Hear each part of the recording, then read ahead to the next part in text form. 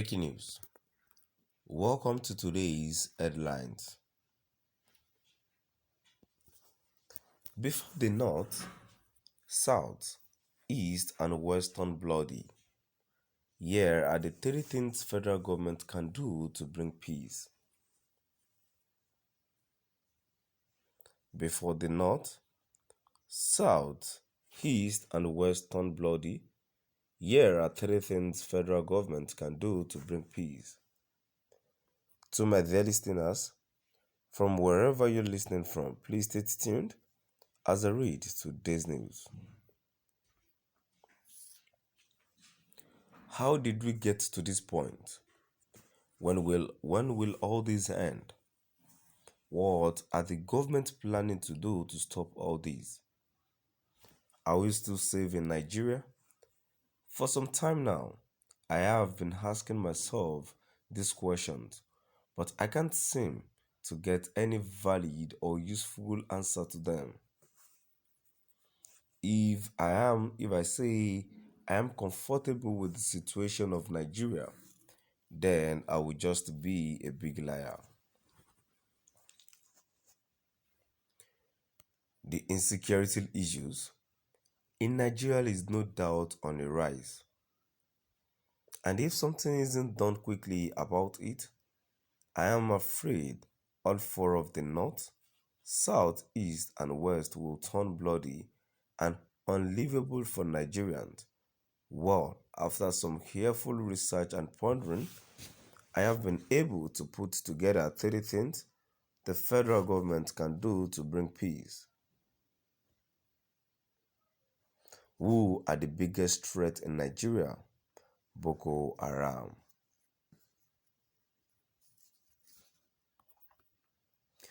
Boko Haram has no doubt been one of the biggest thorns in Nigerians' flesh for the past decade.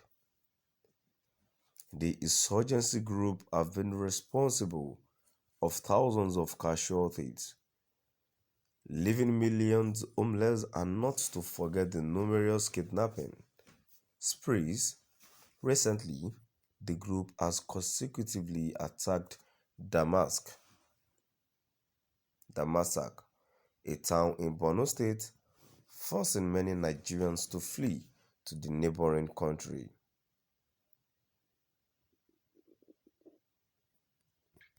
Bandit isn't a new thing in Nigeria, but it has become very noticeable because of the recent rise in kidnapping and killings by herdsmen.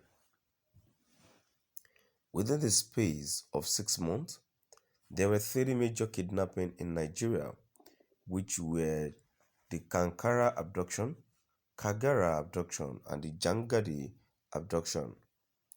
30 things federal government can do to bring peace. 1. Identifying the root cause. Most of the insecurity issues in Nigeria were as a result of negligence and ignorance on the part of the government. However, for these issues to be stopped, the government should identify where and how it all started. I am not trying to justify what these criminals do, but some of them were forced to go into banditry and terrorism because their needs weren't attended to by the government. So if the government can identify where and how it started, then they can start making demands. 2. Dialogue.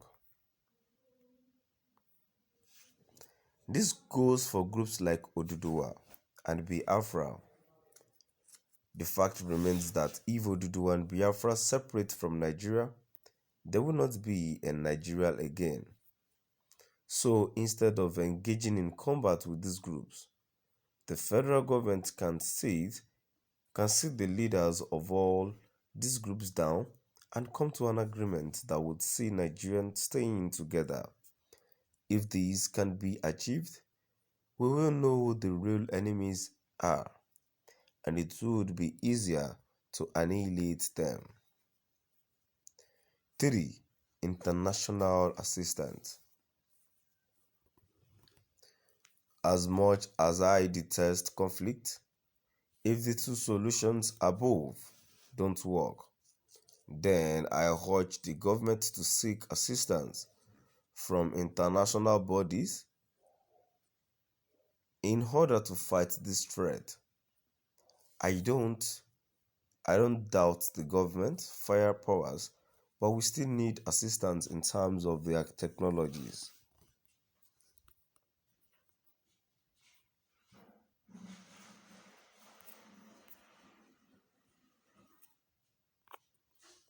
How did we get to this point?